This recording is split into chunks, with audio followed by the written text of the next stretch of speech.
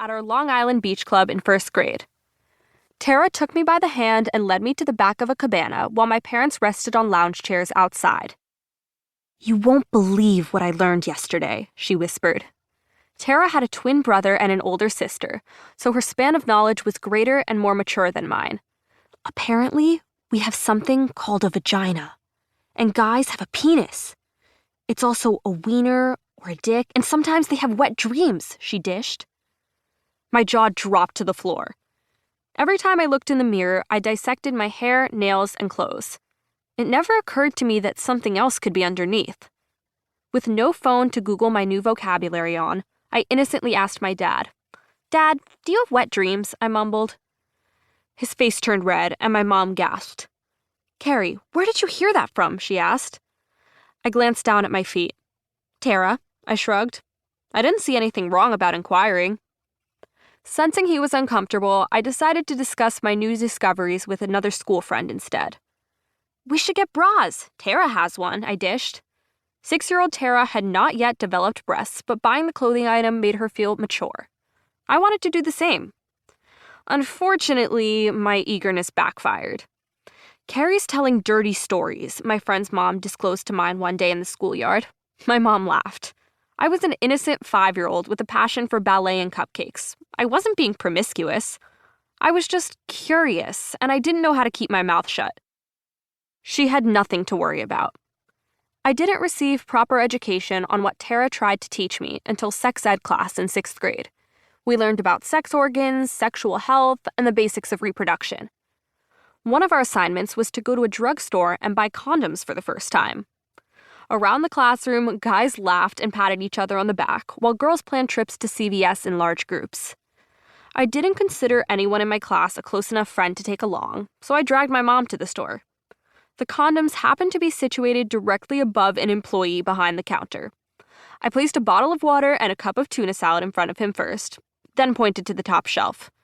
"Could I also get a box of Trojan condoms?" I asked. His eyes widened in disbelief. "It's for a homework assignment, I promise," I laughed uncomfortably. The world will never know whether he believed me. All this goes to say, I've come a long way since kindergarten and middle school. Now in college, I've listened to friends, family, and professional resources to take in everything there is to know about love and relationships. Not to mention, I've binge-watched the entire Sex and the City series several times. The episodes are a safe space I frequent when I'm feeling lost in love.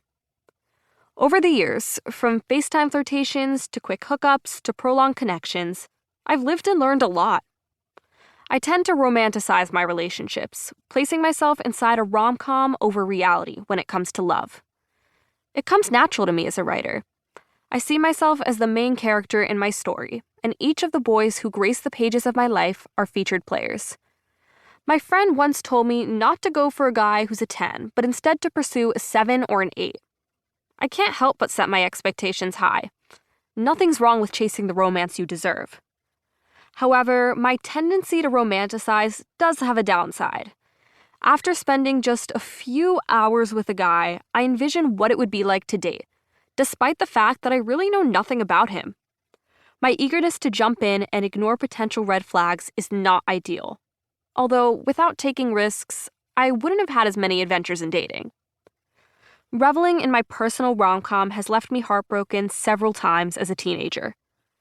Every Google search told me that spending time with friends and family buffers the pain, but that tactic never worked for me. Talking through why I was hurting was not effective.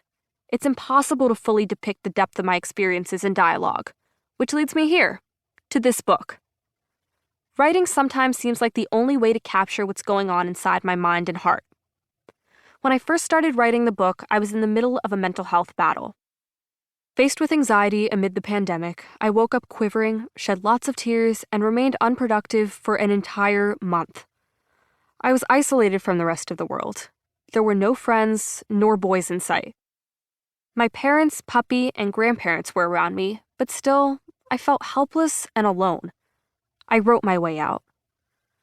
The idea for my real-life rom-com came to me while I was riding my Peloton, where my creativity and inspiration always thrive. As I pushed cadence against high resistance, I considered how I could adopt a similar means of perseverance and courage off the bike.